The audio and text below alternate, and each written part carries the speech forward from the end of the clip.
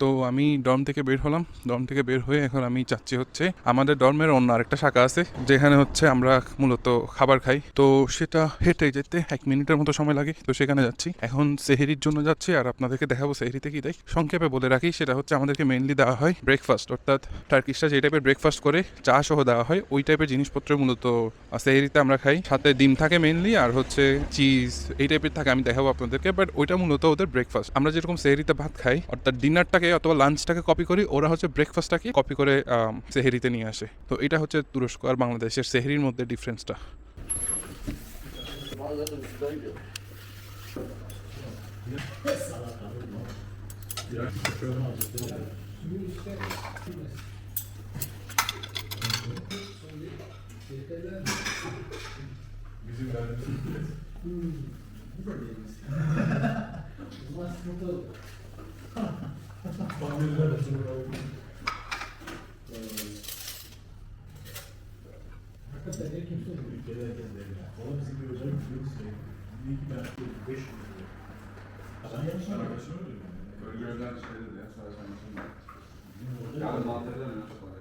Bu sefer de Malta bir mi işgal ediyorlar? Yani son dedi, yoksa ben haklı.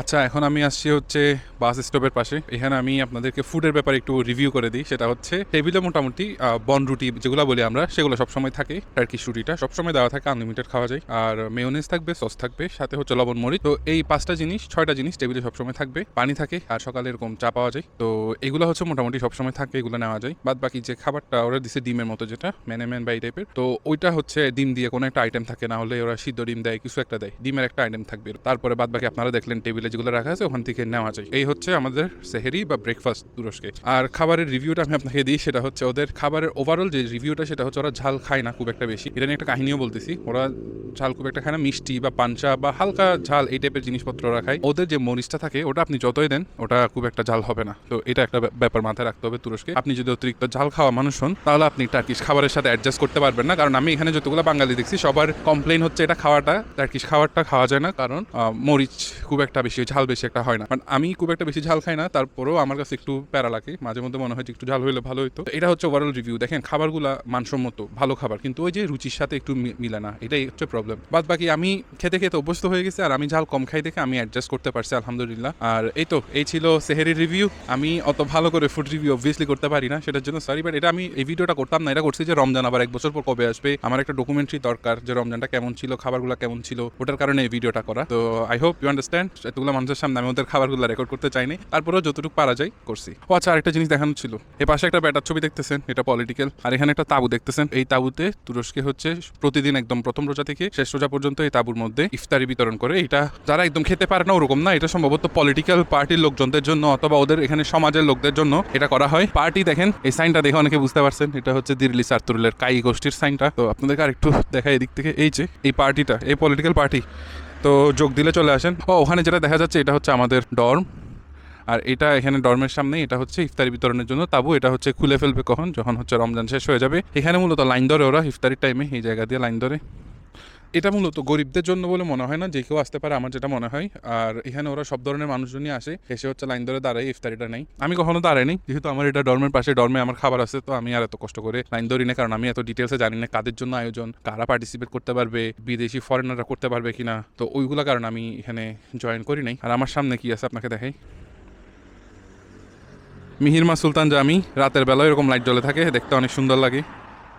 আচ্ছা, আমি এই চ্যানেলটাতে না মনে করছি শুধু হিস্ট্রি এই টাইপের জিনিস নিয়ে কথা বলবো, বাট আমার জন্য একটু ডিফিকাল্ট হয়ে যাচ্ছে, কারণ আমার কাছে 2টা ইউটিউব চ্যানেল, আর আমি 2টাতেই ফোকাস করতে চাই। কারণ আমি দেখাচ্ছি, ওয়েট এ সেকেন্ড। এই চ্যানেলটাতে প্রায় 9,000 সাবস্ক্রাইবার আছে। এটাতে আমি ফুটবল নিয়ে কথা বলি। I really like football. আর এটাতে আমি মেনলি বাংলাদেশ ফুটবল নিয়ে কথা বলি। আমি আপনাকে ফলো করতে বলবো না, but this is what it is. So এই চ্যানেল আমি চিন্তা করতেছি ভ্লগ আর হিস্ট্রি, এই দুইটা জিনিস নিয়ে কথা বলবো। কারণ ভ্লগ করতে অনেকটা ইজি, টোটালি হিস্ট্রি নির্ভর কন্টেন্ট ক্রিয়েট করতে অনেক এনার্জি দরকার হয়, অনেক পড়াশোনা দরকার হয়, সাথে আমার ইউনিভার্সিটির পড়াশোনা হুইচ ইজ টাফ। আমার মনে হয় এই চ্যানেল আমি আর একটু ক্যাজুয়াল, একটু ইজি টাইপের জিনিসপত্র নিয়ে ফোকাস করবো। So I hope you guys will enjoy. 25তম রমজান শেষ, 26তম শুরু হচ্ছে। তো আজকে আশা করি আপনাদেরকে তুরস্কের রমজানটা কেমন যায় আমাদের সেটা দেখাবো, সাথে টুকটাক জিনিস নিয়ে আলোচনা হবে। মেনলি এখানে স্টাডি রুম, সবাই পড়াশোনা করে। আর এটা আমি দখল করছি। এটাতে কিছু নাই, চিপসের প্যাকেটটাতে এখানে কিছু পয়সা আছে, লাগলে বলিয়েন। এটা হচ্ছে আমার ডেস্ক, এটা একটু অগোছালো। আর আমার এখন কাজ আছে হচ্ছে লিটারেচার রিভিউ করতেছি, এটা রিসার্চের কিছু কাজ এটা করতেছি। তো এটা শেষ করতে হবে। এটা হচ্ছে আগামীকালকে রাত 12টায় সাবমিশন। আজকে অলরেডি রাত 12টা বাজতেছে, তার মানে মাত্র আমার একদিন সময় আছে। তো জানি না শেষ করতে পারবো কিনা, বাট করতেই হবে, দেয়ার ইজ নো ওয়ে। এটা হচ্ছে টার্নিটিন দিয়ে সাবমিট করতে হবে, তো চুরি করারও কোনো সিস্টেম নাই। আর আজকে বাংলাদেশ আর ইন্ডিয়ার ম্যাচ গেছে, খুবই ইন্টারেস্টিং ম্যাচ হয়েছে। ওটা নিয়ে আমরা অন্য চ্যানেলে কথা বলছি, সেখানে দেখতে পারেন। সেটা দেখতে গিয়ে আমি কিছু টাইম ওয়েস্ট করছি, বাট ওয়েস্টও আমি বলবো না, আমার কাছে ফুল এনজয় মনে হয়েছে, আমার কাছে ফুললি ভালো লাগছে। আজকে রাতে মনে হয় ঘুমাইতে পারবো না, কারণ এটা শেষ করতে হবে। অ্যান্ড দেন আমার হচ্ছে এটা শেষ করার পরে আগামীকালকে যে ক্লাসে যাবো সেটা নিয়ে একটু পড়াশোনা করতে হবে। তারপর আমি সেরি করে ঘুমাইতে পারবো আশা করি। আবার 10টায় ক্লাস, তো বেশিক্ষণ ঘুমাইতেও পারবো না, 4-5 ঘন্টা ঘুমাই উঠে যেতে হবে। তো একটু টাফ দিন যাবে, বাট এই কাজটা আমি শেষ করে ফেললে আগামীকালকে এত বেশি কষ্ট হবে না। ক্লাস করে এসে আমি ঘুমাইতে পারবো। আরও একটা গোল হয়ে গেছে, আর্জেন্টিনা ব্রাজিল 3-1।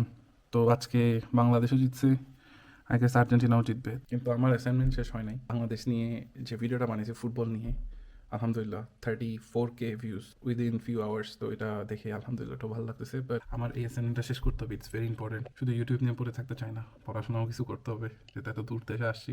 দেখতে কেমন জানি লাগতেছে, নিজেকে বিশ্রী লাগতেছে, তো সুন্দর ছেলে whatever। তো ট্রাই করি শেষ করার। এখন পড়তেছি হচ্ছে লিটারেচার রিভিউ।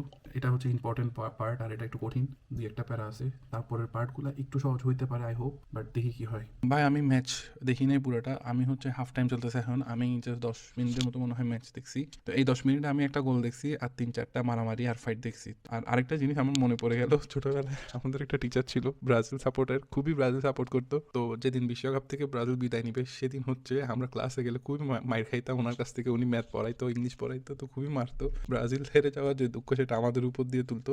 মানে উনি হচ্ছে কি করতো, টেকনিক অ্যাপ্লাই করতো, যে উনি আগে থেকে একটা পড়া দিয়ে রাখতো যেটা কঠিন, উনি বলতো না কোন দিন দিবে। তো ছেলে পেলে কি শিখতো না, হঠাৎ করে একদিন উনি এটা ধরতো, ইচ্ছা মতো পিটাইতো।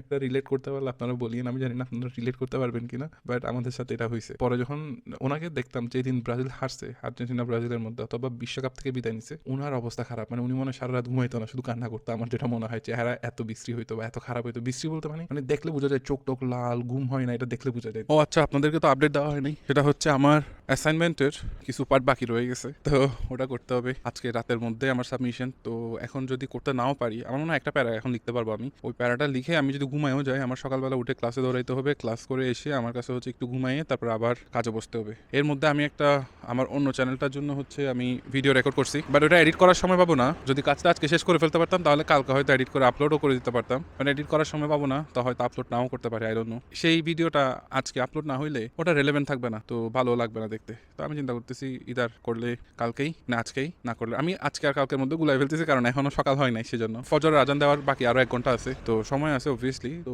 আমার ঘুম আসতেছে, লেটস সি কি হয়। আর আর্জেন্টিনা ব্রাজিল ম্যাচে হচ্ছে আর্জেন্টিনা আই গেস জিতে গেছে 4-1 গোল আমি দেখছি। এরপরে কি হয়েছে জানি না, খুবই ডার্টি গেম, মারামারি কাটাকাটি হচ্ছে ওখানে। আচ্ছা, আমি একটা গল্প শোনাবো বলছি, যেটা আমি ভুলে গেছি। সেটা হচ্ছে টার্কিশরা মোটেও ঝাল খেতে পারে না। তো এখানে আমাদের একটা মেস আছে যেখানে হচ্ছে ভাইয়েরা রান্না বান্না করে। তো ওরা হচ্ছে ওদের একটা প্রফেসরকে একদিন দাওয়াত দিছে, তো ওরা চিন্তা করছে বাংলা খাবার খাওয়াবে। তো ওরা মনে হয় খিচুড়ি রান্না করছে একটু ঝাল করে, যাতে বাকিরাও একটু ঝাল খেতে পারে, আর প্রফেসরকেও চিন্তা করছে খাওয়াবে। তো ওরা বুঝতে পারে না যে সেটা প্রফেসরের জন্য বেশি ঝাল হয়ে যাবে। তো প্রফেসর খাওয়ার পরে বলো, প্রফেসরের নাক দিয়ে চোখ দিয়ে পানি পড়া শুরু করছে, পুরো চেহারা লাল হয়ে গেছে। এই হচ্ছে সিচুয়েশন, মানে ওরা ঝাল খেতে মোটেও অভ্যস্ত না। মানে যেটা আমাদের জন্য নর্মাল ঝাল, বা যেটাকে আমরা বলি যে একটু ঝাল হয়েছে, ওইটুকে তারা অভ্যস্ত না, ওইটুকে তাদের নাক চোখ মুখ দিয়ে পানি বের হয়ে যায়। আর এখানে একটা নুডলস পাওয়া যায় যেটা হচ্ছে অনেক ঝাল, ওরা লিখে রাখছে যে এটা ঝাল নুডলস। আমি ঝাল খেতে পারি না, আমি ওটা খাওয়ার পরে মনে হয় যে আর একটু ঝাল হইলে মনে হয় ভালো হইতো। তো চিন্তা করেন যে ওরা কি পরিমাণ কম ঝাল খেতে পারে। তো সেজন্য তুরস্কে আসলে যদি বেড়াতে আসেন তাহলে ঠিক আছে, 7-8 দিন 10 দিন ম্যানেজ করা যাবে, শর্মা টর্মা খেয়ে ম্যানেজ করা যাবে। বাট লং টার্মের জন্য আসলে অবভিয়াসলি সাথে করে আপনার মরিচ মশলা যেগুলো আনার দরকার সেগুলো নিয়ে আসবেন।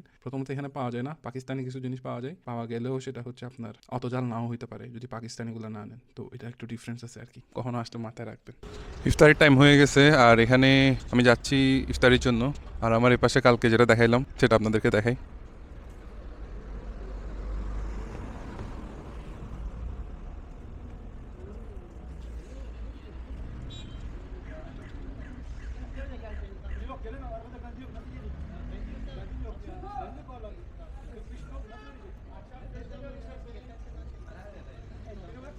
আর এটা হচ্ছে আমাদের সেই ডর্মটা দিনের বেলা। আজান দিয়ে দিচ্ছে, আই নিড টু রান। আচ্ছা, তো এটা হচ্ছে সিচুয়েশন, এখানে ওরা লাইন ধরে আছে, তো যাই।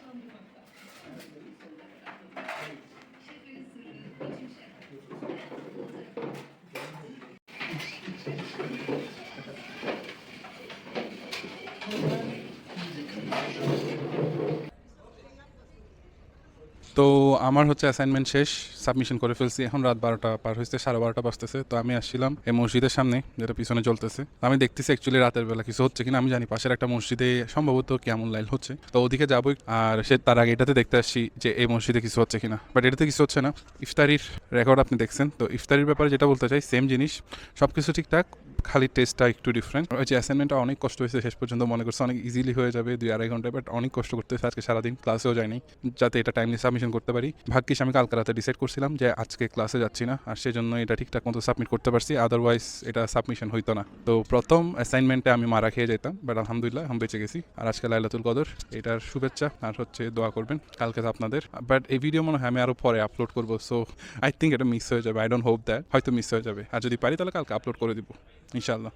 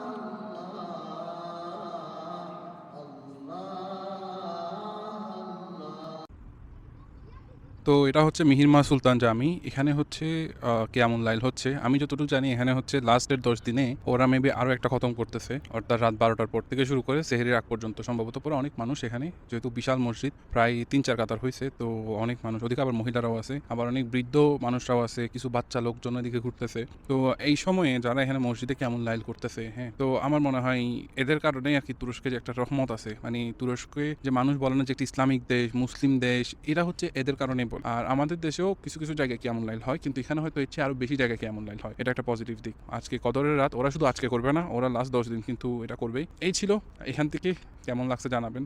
এই চ্যানেলের ভিডিওতে মানুষজন একটুও লাইক করতেছে না, অ্যাকচুয়ালি মানুষজন লাইক করতেছে, আমি যতটুকু জানি ইউটিউব পুশ করে না। তো ওইটার জন্য কি করতে হবে, আপনি এই ভিডিও যদি লাইক করে থাকেন, আপনার যদি ভালো লাগে, পরে কখনো এই চ্যানেলে ভিডিও দেখতে চান, তাহলে একটা কমেন্ট করে যেতে পারেন, একটা লাইক দিয়ে যেতে পারেন, যাতে করে ইউটিউব পরবর্তীতে ভিডিওগুলো পুশ করে আপনার পর্যন্ত এবং আপনার মতো আরও যারা আছে তাদের কাছে। আর তাছাড়া আপনি যদি শেয়ার করতে পারেন আপনার সেম মেন্টালিটির মানুষের কাছে, যাদের কাছে এই ভিডিও পছন্দ হবে, হয়তো যারা তুরস্ককে লাইক করে, it would be a like Eid gift for me.